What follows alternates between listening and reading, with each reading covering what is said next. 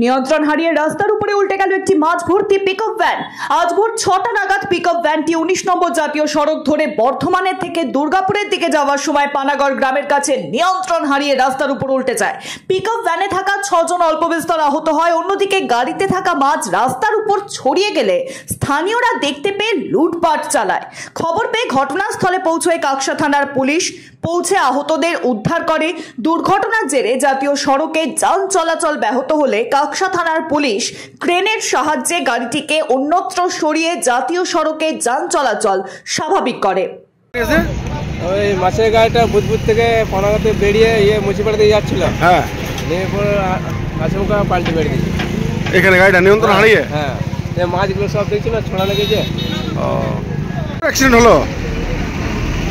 Accident? হ্যাঁ, আমি তো দেখিই নাই। তুই দেখো নাই? তুমি এলে কি দেখলে? এখানে এসে কি? Bureau report, PB news. Sun hospital, এখানে যে কোনো রকমের চিকিৎসার বিশ্বস্ত প্রতিষ্ঠান। খুবই কম খরচে বিশ্বমানের চিকিৎসা প্রদান করে থাকে। উন্নত মানের ওয়ার্ড কেবিন, পরিষ্কার পরিচ্ছন্ন পরিবেশ দ্বারা সুসজ্জিত চিকিৎসা ব্যবস্থা রয়েছে। এছাড়া স্বাস্থ্যসাথী কাজেও পরিষেবা প্রদান করা হয়। সুতরাং আজই যোগাযোগ করুন সান হসপিটালে।